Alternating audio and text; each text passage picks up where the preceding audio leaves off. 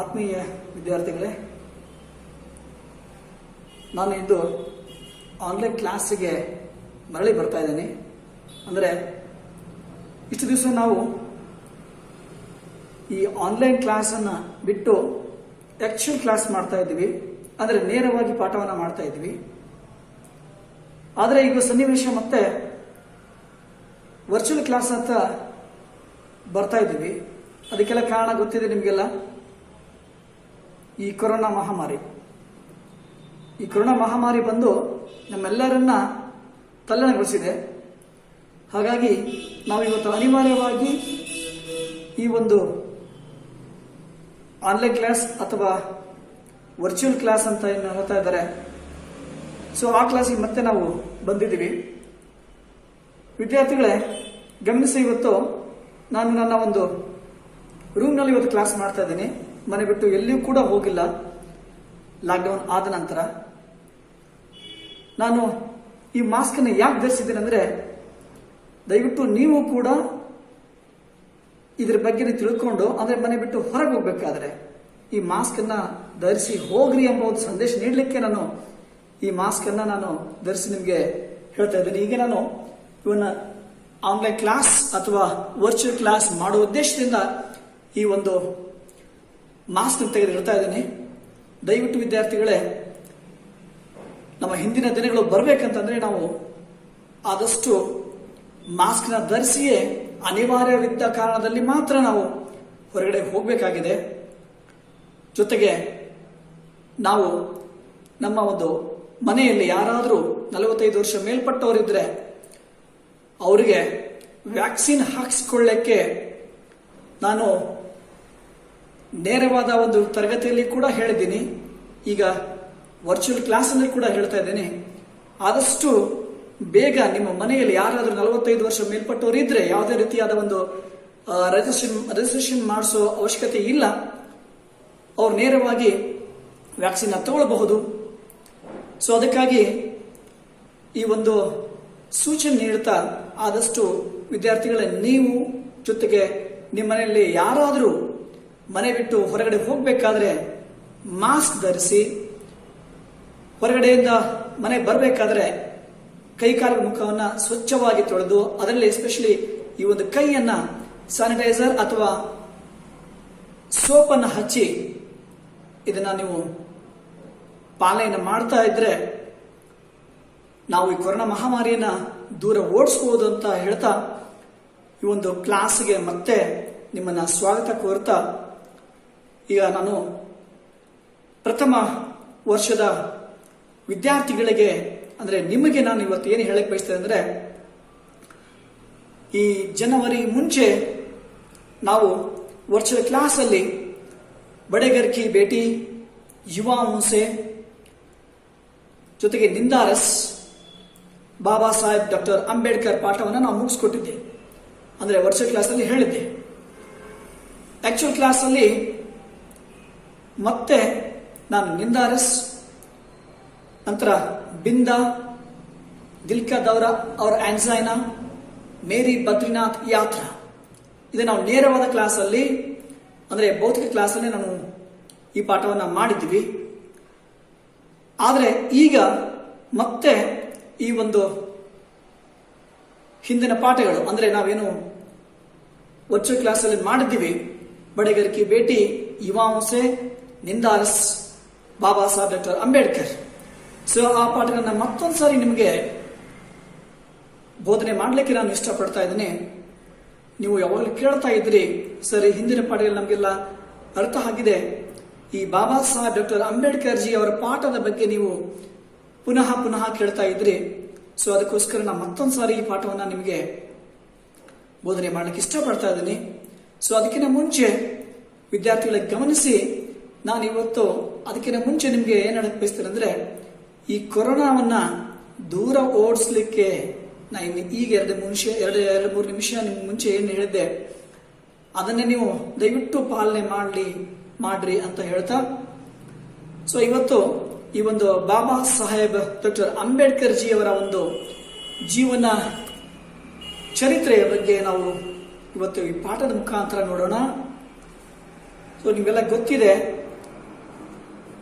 ಏನಂದ್ರೆ, ನೀವು ಈ ಪಾಠವನ್ನ ಅರ್ಧ ಗಂಟೆ ಆ ರೀತಿ ನಾವು ಪಾಠ ಮಾಡೋದ್ರ ಮೂಲಕ ಪಾಠವನ್ನ ನಾವು ಮುಗಿಸ್ಲಿಕ್ಕೆ ಪ್ರಯತ್ನವನ್ನ ಮಾಡ್ತಾ ಇರ್ತೀವಿ. ಆದರೆ ನೀವು ಕೇವಲ 1-2 ನಿಮಿಷ ಅಥವಾ 5 ನಿಮಿಷ ನೋಡಿ ಈ ಪಾಠವನ್ನ ನೀವು ನೋಡಿದ ಹಾಗೆ ಮಾಡಿ ಬಿಟ್ಬಿಡ್ತಾ ಇದ್ರಿ. ದಯವಿಟ್ಟು ಈ ಕೆಲಸ ಮಾಡ್ಲಿಕ್ಕೆ ಹೋಗಬೇಡಿ. ಯಾಕಂದ್ರೆ ಇಲ್ಲಿ ಯಾವುದು ಕೂಡ ನೇಮಕ್ಕೆ ಅಥವಾ ಕೇವಲ ನೆಪ ಮಾತ್ರಕ್ಕೆ ಪಾಠ ಮಾಡ್ತಾ ಇಲ್ಲ. ಜೊತೆಗೆ ನೀವು ನೆಪ ಮಾತ್ರ ಪಾಠವನ್ನು ನೋಡಬೇಡಿ. ಪರೀಕ್ಷೆಯಲ್ಲಿ ನಡೆಸಲಿ ಬಿಡಲಿ, ಆದರೆ ಜ್ಞಾನಾರ್ಜನೆಗೋಸ್ಕರ ಆದ್ರೂ ನಾವು ಈ ಪಾಠವನ್ನ ಅಂದ್ರೆ ನೀವು ಇದನ್ನ ಕೇಳಬೇಕಾಗಿದೆ.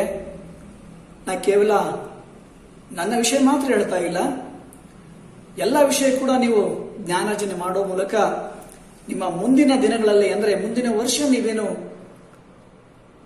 ಈ ಪಾಠಗಳು ಇರ್ತವೆ ಅದು ಪರೀಕ್ಷೆಗೆ ಈ ಸಿಲೆಬಸ್ ಕೂಡ ಸಂಬಂಧಪಟ್ಟಿರ್ತವೆ. ಸಿಲೆಬಸ್ ಅಂದ್ರೆ ಗ್ರಾಮರ್ ಆಗಿರ್ಬೋದು ಅಥವಾ ಲೇಖಕರ ಪರಿಚಯ ಆಗಿರ್ಬೋದು.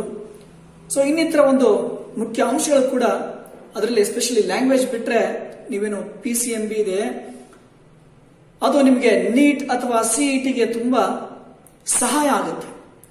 ಸೊ ಆ ಉದ್ದೇಶಕ್ಕೆ ನಿಮ್ಗೆ ಹೇಳ್ತಾ ಇರೋದು, ನಾನು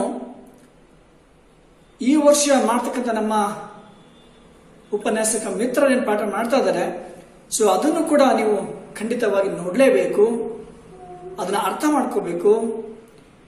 ಜೊತೆಗೆ ಈ ಒಂದು ಲ್ಯಾಂಗ್ವೇಜಸ್ ಅದು ಕೂಡ ಈ ಪಾಠವನ್ನು ಕೂಡ ನೀವು ಗಮನಿಸಬೇಕು ಅಂತ ಹೇಳ್ತಾ, ಈ ಒಂದು ಬಾಬಾ ಸಾಹೇಬ್ ಡಾಕ್ಟರ್ ಅಂಬೇಡ್ಕರ್ ಜಿ ಅವರ ಪಾಠವನ್ನ ಮತ್ತೊಂದು ಸಾರಿ ನೋಡೋಣ ಅಂತ ಹೇಳ್ತಾ, छात्रों जो आज हम बाबा साहेब डॉक्टर अंबेडकर जो पाठ के बारे में देखेंगे, जो शांति स्वरूप बौद्ध लेखक शांति स्वरूप बौद्ध एक ऐसे एक लेखक हैं जो यहाँ पर लेखक शांति स्वरूप बौद्ध जो इनके परिचय देखेंगे। जो इनका जन्म 2 अक्टूबर 1949 ईस्वी में फरश खाना पुरानी दिल्ली में इनका जन्म हुआ। एक जन्मजात प्रतिभाशाली संपन्न थे और एक ऐसे एक महान लेखक जो इनके पिता का नाम पीरनबित लाल हरिचंद्र मौर्य और माता का नाम भुरिया देवी, एक ऐसे एक प्रतिभा संपन्न लेखक थे जो एक बौद्ध धर्म के एक अनुयायी थे और बौद्ध धर्म के एक प्रसार या धर्म प्रचार करने के लिए वे अनेक देशों के एक संचार भी किए, जैसे कि ऑस्ट्रेलिया, इंग्लैंड, फ्रांस, जो इस तरह के अनेक देशों में जाकर धर्म यात्रा किए। प्रस्तुत इस पाठ में जो बाबा साहब डॉक्टर अंबेडकर जो इस पाठ में लेखक अंबेडकर किस तरह के एक संघर्षपूर्ण जीवन अपनाए थे, जो उनका जीवन कैसा था, उन्होंने बचपन में किस तरह के एक अनेक कष्टों को सहना पड़ा, ये सब कुछ यहाँ पर इस जीवन में यानी बाबा साहब डॉक्टर अंबेडकर इस पाठ में हम जान सकते हैं। और लेखक के बारे में देखते हैं तो यहाँ पर लेखक कुछ ऐसे एक महत्वपूर्ण रचनाएं भी है। महाबोधि राहुल संस्कृत्यायन, बोधगया, सारनाथ, भीम जीवनी, अशोक, भगवान बुद्ध, महात्मा ज्योतिराव फूले, जो इस तरह के कुछ रचनाएं जो इनसे रचित हुई है। अंबेडकर इस पाठ में जो अंबेडकर के एक मूल मंत्र क्या था, देखिए जो उनके मूल मंत्र था कि जो उसमें पहला है, जो यहां पर 3 मूल मंत्र थे। पहला शिक्षा, दूसरा संगठन और तीसरा संघर्ष। जो विद्यार्थियों को लेखक किस तरह से अंबेडकर अपने जीवन में शिक्षा पाकर, शिक्षा से ही वे ऐसे का ज्ञानार्जन पाकर वे लोगों में, अपने समाज के लोगों में जो ऐसे एक विचार दिए थे, और साथ ही संगठन, जो संगठन किस तरह से किए, शिक्षा पाने के बाद वे संगठन करने लगे, जो अपने जाति के, अपने समुदाय के, अपने समाज के लोगों को एकत्रित कर कर जो ऐसी एक बीड़ा उठाए थे, अपने जीवन में जो ऐसे एक कष्ट को सहकर वे शिक्षा पाए थे, उसे अपने समाज के लोगों में वे कहना चाह रहे थे कि किस तरह से शिक्षा पाने के बाद हम अपने जीवन को बदल सकते हैं।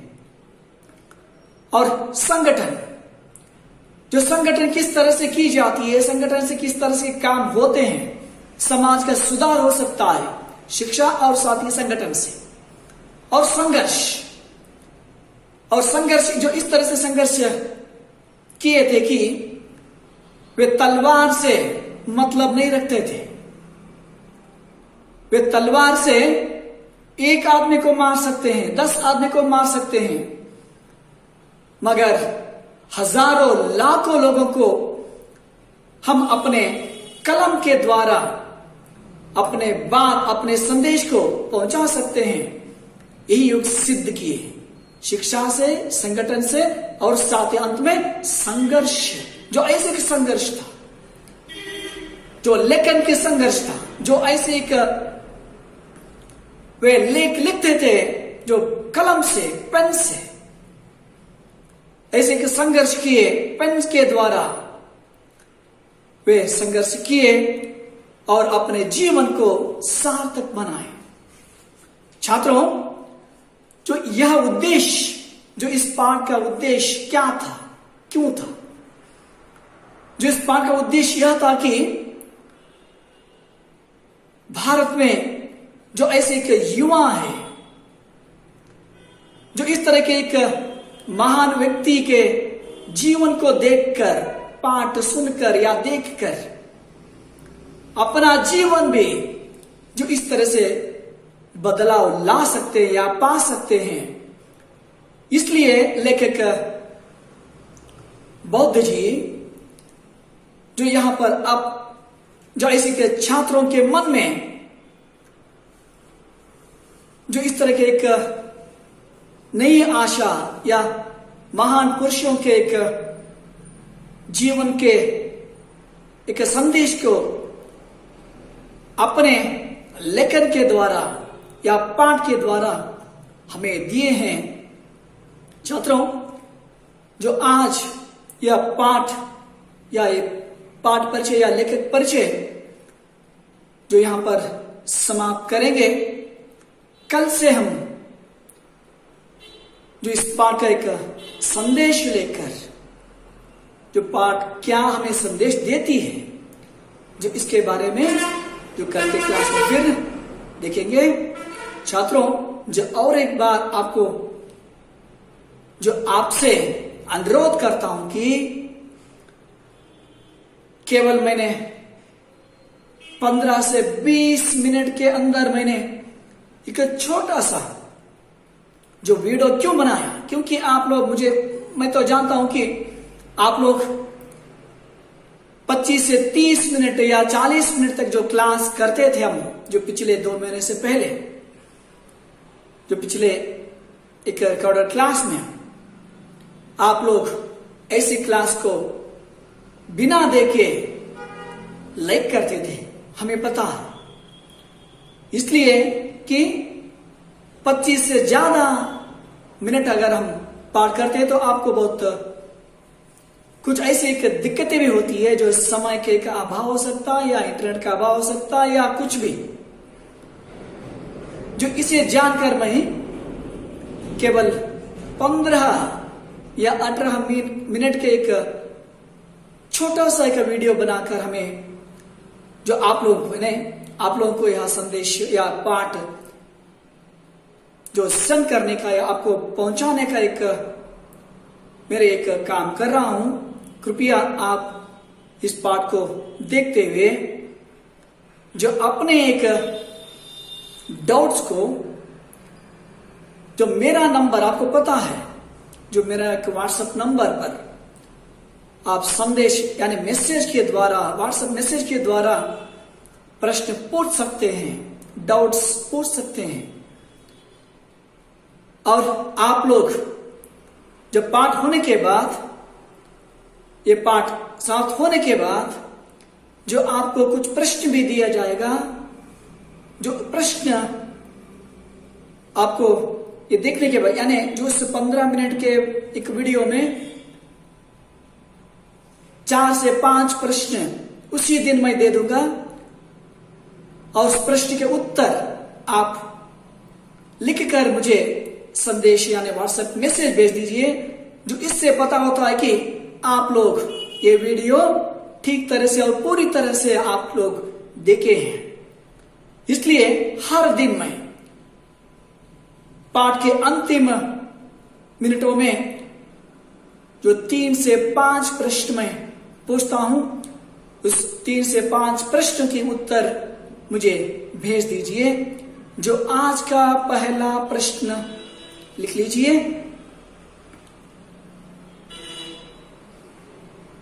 Doctor B.R. अम्बेडकर यानी बाबा साहब डॉक्टर अम्बेडकर पाठ के लेखक का नाम क्या है? पहला प्रश्न, बाबा साहब डॉक्टर अम्बेडकर पाठ के लेखक का नाम क्या है? दूसरा प्रश्न, लेखक का जन्म कब हुआ? दूसरा प्रश्न, लेखक का जन्म कब हुआ और कहां हुआ? तीसरा प्रश्न, लेखक के माता पिता का नाम बताइए। जो तीसरा प्रश्न, लेखक के माता पिता का नाम बताइए।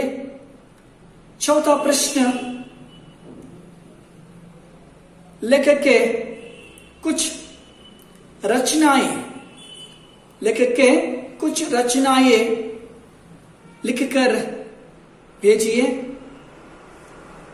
लेखक के कुछ रचनाएं।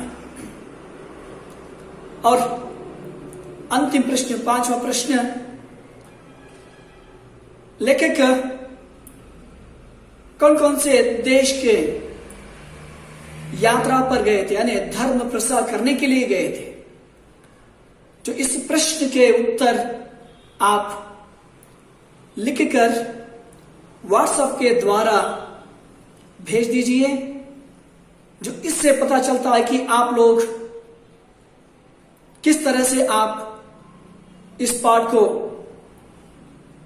देखे हैं और सुने हैं, और प्रश्न का एक उत्तर ये देखकर मुझे भी प्रसन्नता होगी कि छात्र पढ़ रहे हैं, देख रहे हैं।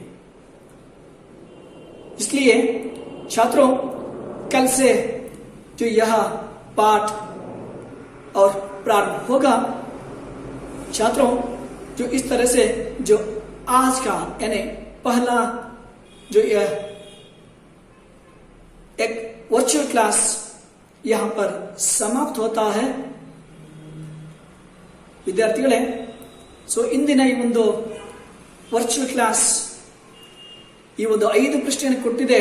ಆ 5 ಪ್ರಶ್ನೆಗಳನ್ನು ನೀವು ನೋಡಿ ಅದನ್ನ ನೀವು ಬರೆಯೋದ್ರ ಮುಖಾಂತರ ಬರೆದು ವಾಟ್ಸಪ್ ಮಾಡಿ, ನೋಟ್ಬುಕ್ ಅಲ್ಲಿ ಬರೆದು ವಾಟ್ಸಪ್ ಮಾಡಿದ್ರೆ ನಾನು ಅದನ್ನ ನೋಡಿ ನನಗೆ ಖುಷಿ ಆಗುತ್ತೆ. ನೀವು ನಿಜವಾಗ್ಲೂ ಸಂಪೂರ್ಣವಾಗಿ 15ರಿಂದ 18 ನಿಮಿಷಗಳವರೆಗೆ ಇರತಕ್ಕಂಥ ಒಂದು ವಿಡಿಯೋ ನೋಡಿದ್ದೀರಿ, ತಿಳ್ಕೊಂಡಿದ್ದೀರಿ.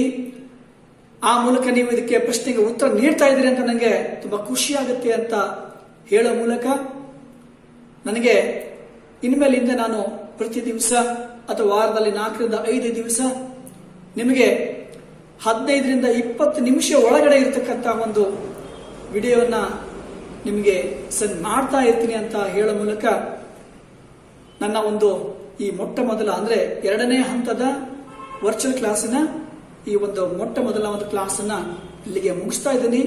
ಧನ್ಯವಾದಗಳು.